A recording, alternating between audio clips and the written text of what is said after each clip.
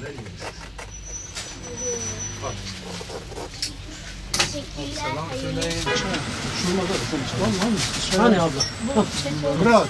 Vermiştin sana bir tane. Ne zaman verdin?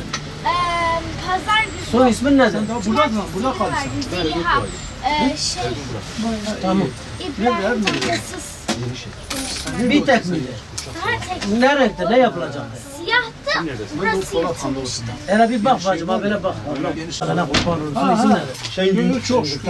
Akşamüstü gel. Akşam isteyecek açılır. Saat 6.30. Hastanesinde ameliyat Çünkü çıkıyor. dikiş dağıtırır ha. Evet işte falan bir şey oldu mu? Dikiş dağıtırır.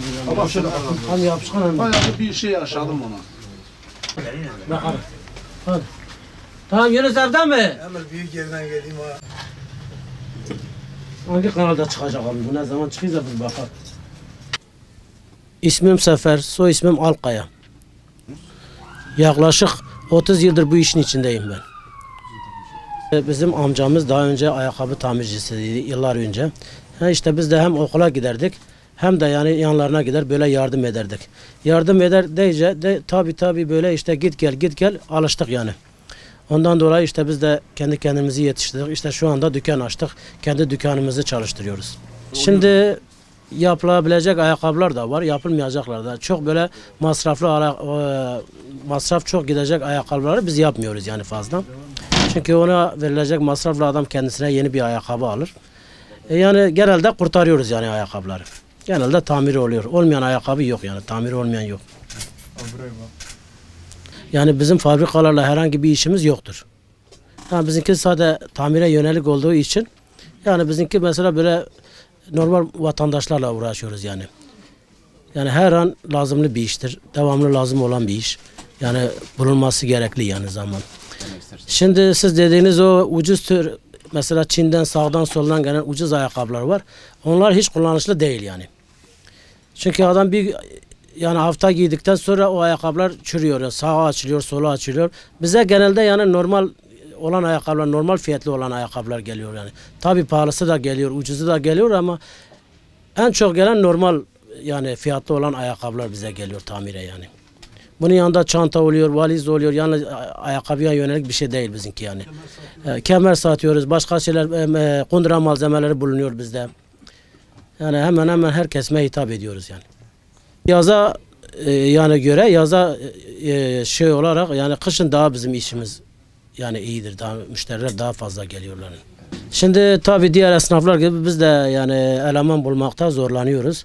Çünkü demediğiniz gibi 8 yıl eğitim çıktıktan sonra artık adam 4 yılda ortaokulu bitirdikten sonra yani artık o adam bir yere de çalışamaz. Bir iş yapamaz yani. Yani onun için tabii biz de eleman sıkıntısı çekiyoruz yani. Şimdi bizim ayakkabı tamiratı belli olmuyor. Yapılan emeğe bağlı bir şey yani. Yani belli bir şeyimiz yok. Yapılan emeğe bağlı bir şey. Yani işte diyelim bir yırtılma meydana geldi ya sökülme oldu ne bileyim 3 lira 5 lira işte yani değişiyor. Tabii maliyeti yüksek olanlar da var yani normal bir şey 3-5 lira işte. Şimdi mesela bu ayakkabının bu botun fermuarı bozulmuş. Şu anda ben bunun fermuarını değiştireceğim. İşte bu fermuar değiştirmedim mi bu vatandaş bu ayakkabıyı atmak zorunda kalacak.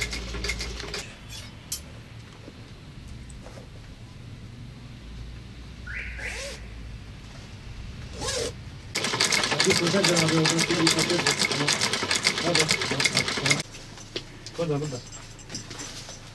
Bu mu? Bunun içinde ayakkabı var. Bunun içinde şey var. Belki de İsmim Mehmet, soy ismim Alkaya. Yaklaşık olarak 35 yıldır bu işi yapıyorum.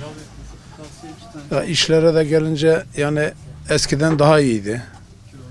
Şimdi biraz daha farklıdır. Ya şimdi işlerin farklı olması buydu. Eskiden mesela ayakkabı 3-5 kez tamir ederdik. Şimdi ise zor yani millet gelmiyor yani tamire. İşte artık alım güçleri herhalde şey olmuş. Ayakkabılar da ucuzladı. Ondan dolayıdır yani. Yani genelde işte yeniyi tercih ediyorlar yani. Olay bu. Şimdi havaların ısınmasıyla birlikte tabii ki tamir şeyi biraz azalıyor. Yağmurlu olduğu zaman ayakkabılar su çekiyor. Biraz yapma şeyi daha fazla oluyor. Ondan dolayı yağmurlu olsa bizim için daha iyidir.